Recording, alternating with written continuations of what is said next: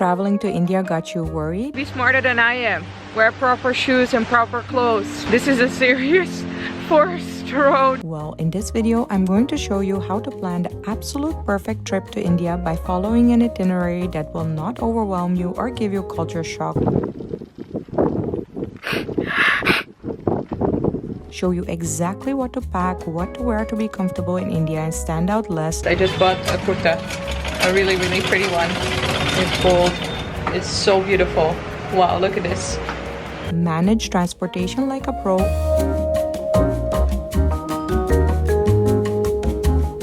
Absolutely avoid getting sick and set up payments like a local. After watching this video, you will have the most crucial tips with which I'm sure you'll have the best time in India. We're back in the Harry Potter bus. Can you hear the bell? Hi. It was so nice meeting you. And may even want to return again and again like I did. Looking at the news and the stories that you hear about India or the stories that you hear from other travelers who end up hating the country, you may ask yourself, why am I even considering traveling here? I feel you.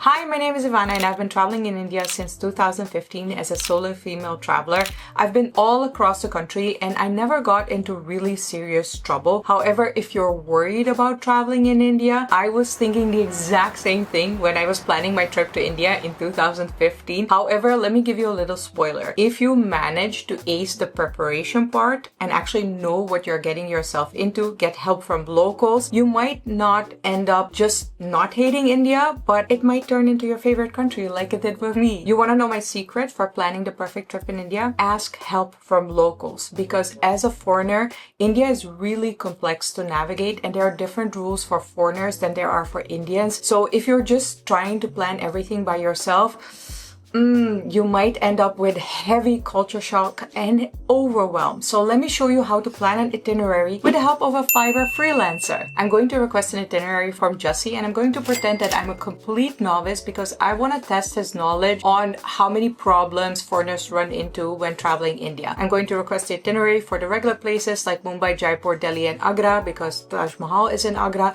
but also a very tricky place, Pondicherry, because if I'm traveling in June, that's not a place where you want to go to because of the extreme heat, but you wouldn't know that as a foreigner and a local should know that. So in case you've never heard of Fiverr, it is the digital marketplace for direct access to the world's most talented pool of freelancers. It's easy to use, but more importantly, very trustworthy. If you just Google random things on the internet, you might end up with scammers or some people who have paid for Google reviews. On Fiverr, you can very easily see the reviews, but there are also a lot of verified freelancers, so you're sure that you're dealing with a person who actually is interested in helping you and not just taking your money. On top of that, you can use Fiverr for every stage of your trip planning. So I'm not just going to request an itinerary from an Indian local freelancer, but I'm also going to ask for a packing list and a dressing guide, for a hygiene guide, and I can even request a Fiverr freelancer to come to my parents' hotel and help them install the Indian digital payment system UPI. That's all coming up in the video. I really want you to feel comfortable and secure when you come to India for the first time, because India usually tends to give back the energy that you send out. If you come here with a negative mindset and expect bad things to happen, that's usually not going to end well. But if you get the help on Fiverr and you feel comfortable and secure knowing that you're going to places with the right knowledge, I am sure you're going to end up loving your trip in India. So make sure to watch this video all the way until the end and get all the help that you need to feel comfortable and secure before you come to India. First things first, let's look at the itinerary that I ordered. It came exactly on time, which is something that is truly commendable because in India, things can get delayed due to operating in Indian standard time or Indian stretchable time. Delays here are very common, but on Fiverr, you know that you're going to get the requested deliverables on time, or at least you're going to get a notice if it is delayed. I love how detailed and also aesthetic this itinerary looks. On top of that, there's a lot of attention to details that is given to my personal preferences. Like for instance, I pretend to be vegan. There are not only certain budget options included, there are options for multiple budgets. So you can also make alternative choices. In some places you can stay in a luxury place, but also you can stay in budget accommodations, and make sure that you're staying in a safe place even if you're choosing budget accommodations. I think that's super important if you're traveling in India. So I've been at Rishikesh multiple times, and I really like the pace of this itinerary with lots of time to rest and take breaks in between, because I think that's one of the biggest mistakes that international tourists make when making an itinerary in India. They just jam pack it, not understanding that India is going to be very different than your home country. You're going to see at least 10 things in one day that might shock you, and you need some time to process that. So taking breaks in between and resting is super important for processing all those impressions and not ending up with a huge culture shock or overwhelm. Literally an itinerary from hour to hour with lots of rest. Definitely a good impressions of the places where you're going. I love that Jussie is giving the advice to not go to Pondicherry in June. That is a good advice, and also suggesting some alternatives. Munnar is absolutely one of my favorite places in India, so 10/10 would recommend. You've probably also heard that India might be a tricky destination in terms of dressing because it's a more conservative country, but also because some places get really hot. Especially as a woman, you may be very confused because what do you wear to a place that's hot and at the same time you have to be conservative? Hence why we're tackling that question with a Fiverr freelancer as well. I requested a packing list and a dressing guide with Jussie's itinerary, so the hot weather, the travel days, and the destinations can be taken into consideration. I think my biggest problem with this itinerary would be that I'm personally not a fan of overnight travel, especially as a woman. So I've also requested a complete transportation guide because I think it's easier to know how to make your own choices in terms of transport when you're traveling India. That transportation guide is also coming up. But first, why don't we dig into the packing list and the dressing guide, because I want to see what that looks like. Clothing guide. Let's see. Light breathable fabrics. Yes, cotton, linen. Linen is a bit tricky because you will need to iron it, but cotton. Bamboo. Okay. And moisture wicking material. Don't wear yoga pants. Let me see if that comes up in the guide, because it's really not that appropriate. Oh, here. Avoid short shorts, capris, or longer skirts are better for blending in. Yes. So you know those tight workout leggings?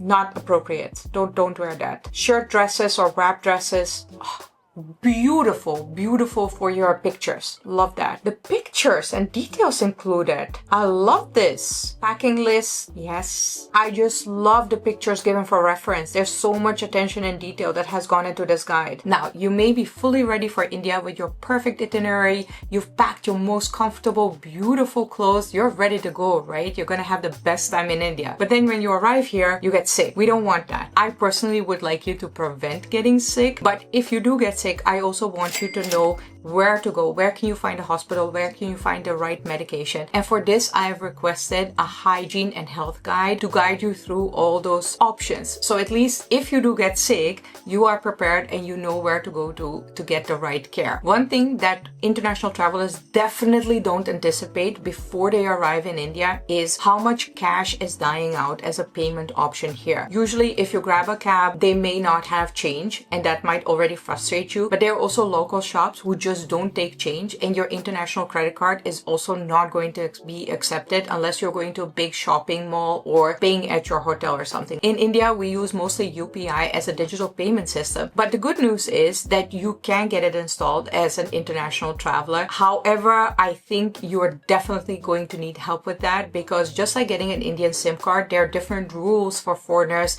using UPI in India, because you need to go through a process called KYC, Know Your Customer, for which you need to fill in a lot of details, especially if you're a foreigner. It is a complex process, just like getting an Indian SIM card. Hence why I always recommend to get your Indian SIM card sorted at the airport, because they're very experienced in getting international travelers an Indian SIM card. Don't try to do that at a local shop. You might run into a lot of problems. On Fiverr, I have worked with Shabazz very often, and hence I've requested him now to also come to my parents' hotel and help them install UPI. This all is coming up, so make sure to watch until the end, because this payment system, I promise you, it will save you a lot of frustration when you're traveling India and managing payments. However, first, let's look at the alternative options for that night travel, because I don't want you getting into that. Now let me just look at the transportation guide. There's a lot of extra information on Delhi that I didn't ask for. I do like the itinerary better because it has accommodation options for multiple budgets. The accommodations that I'm seeing here are mostly for a luxury budget, but I can understand that even if you have that budget, you may not always want to just spend it on accommodation. Car booking apps, bike and scooter rentals. I wouldn't recommend you driving yourself in India. I really appreciate the auto rickshaw booking apps. That is really good. Jugnu, I don't know that one. That would be awesome. You probably do need an Indian SIM card to use all of these apps, and you need to switch your app store from your local country app store to the Indian app store. There are some extra charges for tourists at some historical places. This is also a thing that really leaves international travelers surprised. The Taj Mahal charges a foreigner entrance fee, which is way more than the price for Indians, and some international travelers actually get upset about that, but that doesn't make sense. First of all, income discrepancies in India, or the income gaps, are very big. So people with the lowest of incomes have to be able to access these tourist sites as well. Hence the fee for Indians is a lot lower, whereas you as an international traveler are considered, be able to pay for that luxury. But then also Indians pay taxes for these tourist sites for the maintenance, and hence the prices for foreigners are also higher because you also need to contribute to the maintenance if you're visiting a beautiful site like that. I love that he included that in the guide because if you don't expect it, you might be offended. However, if you are expecting it, then you understand the rationale behind it. This is so detailed. I did not expect this. Flight booking apps in India, we have that. How easy it is to book, no hidden charges. Wow. Available for Android, iOS, Google Flights, website only. Even a process to get an Indian SIM card. Oh my gosh. Like reviewing the networks, all the documents that you would need, booking train tickets, see IRTCT, difficult. At railway station, very difficult. Foreigner use UPI in India, yes! I'm actually requesting another Fiverr freelancer, Shabazz, to come on site to help me with this because I know it's going to be complicated. I don't want to risk doing it myself. He's given all the options, like how to get it done. This is genius. I love this. Like all the steps how to install UPI.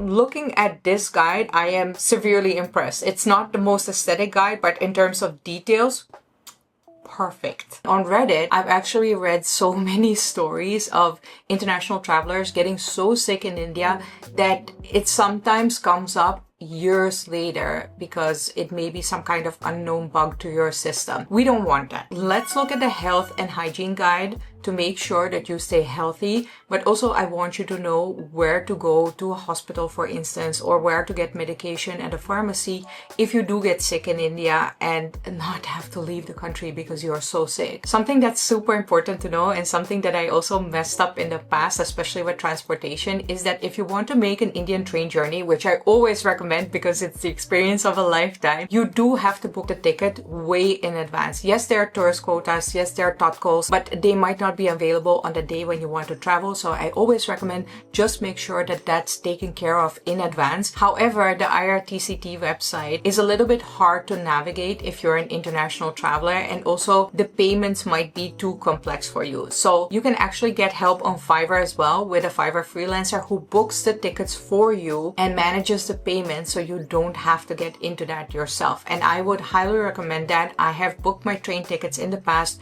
through my Indian friends or through a travel agent because it was just too complex for me to manage. Get help from locals if you can't figure something out. You don't have to do it all yourself. That's just a recipe for getting overwhelmed, getting culture shock, getting very frustrated, or sometimes even getting lost or missing out on experiences.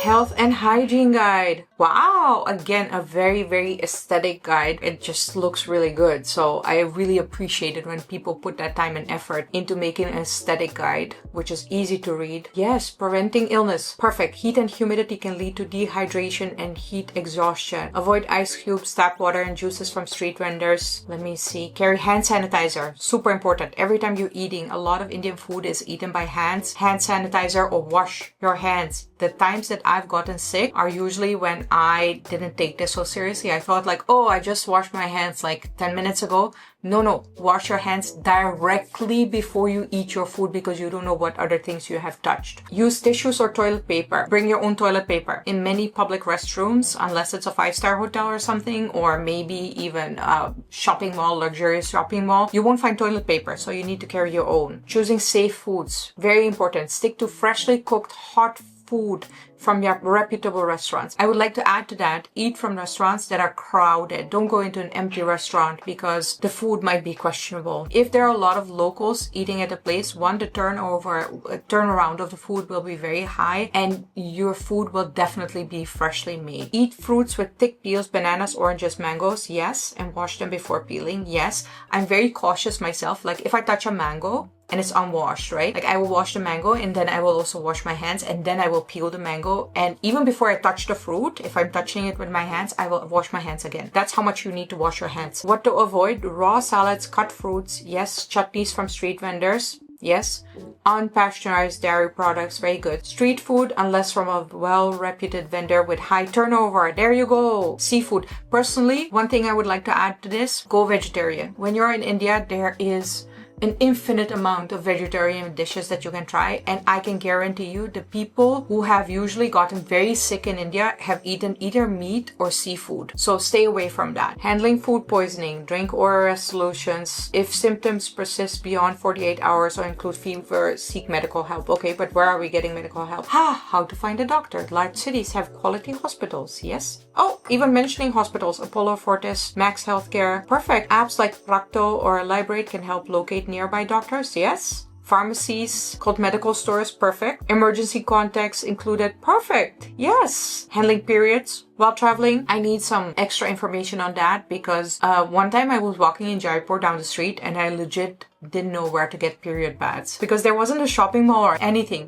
So let's see. Pharmacy essentials to carry, pain relievers, paracetamol, ibuprofen, antihistamines, yes. Very important. Sunscreen. Lots of sunscreen. I mean, this looks amazing. We're here at the hotel. I'm here with Shabazz from Fiverr. Hi, my name is Shabazz. I'm based in Mumbai and I do freelancing on Fiverr. So if you need anything help related to Mumbai, you can just reach out to me on Fiverr. We really need some help with installing UPI for my parents because installing UPI as a foreigner, it's fun. Fun. Shabazz, fun. Yeah. So I'm here to help set up UPI for her parents. Hi, welcome to India. Nice to see you. Hello, nice to see you. If you have to deal with cash in India, Yeah. trust me, set up the UPI. So the joining fee is 2,000 INR. That is it. It's always important because you can just only do this when you're Need in Indian India. number. So Yeah. multiple option. You can use your credit card, international credit card for this payment. Yay! Uploading your picture, saying, awesome. When I set up UPI account for Indian banks, then it's quite easy. But as a foreigner, it's taking lots of time. And even after completing so many online steps, it requires an in-person KYC verification, which is obviously tedious. What? Yeah. Doorstep verification visit out. So Doorstep verification, Okay. 100%. Currently, Shabazz is calling the person for the in-person verification to come to the location because obviously my parents are not going to any nearest branch. Shabazz can speak in Hindi, so I think that's easier when you can connect to a local in the local language. But I can honestly tell you, using cash in India these days when every Indian is using UPI, is a lot less fun than just going through this whole process of installing the app, connecting it to your international credit card and going through the KYC. The KYC process usually is the most frustrating, I have to say, especially as a foreigner. Normally, I personally take help from my husband, but you can't call my husband, but you can call Shabazz. sure. I would love to help you. Thank you. Yes. And he has helped me so many times. He has taken my friend to Gateway of India. I took Benita, I think. Bettina. Bettina. Yeah, Bettina you took too. Yeah. So basically I just recommend him to every one of my friends. If I personally can't go or I can't really arrange something, he's the go-to. Thank you. The next day, a person from the app came to my parents' hotel to do the KYC with them. They had to verify their identity by showing their passport, but then they got through the KYC, had to top up the wallet. The money was now in the wallet, and let's check out if my dad can pay with the wallet.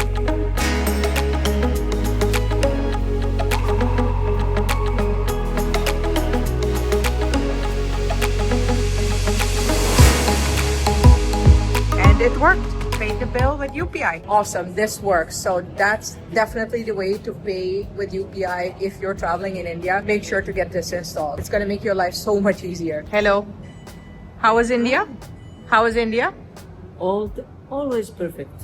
Always perfect. Everything perfect. How was it? Very, very nice, beautiful, and I like it. Awesome. Woo, enjoy. Still worried about traveling in India? Let me know your worries down in the comments below and I can see how I can specifically help you with that. And then I will see you in the next video.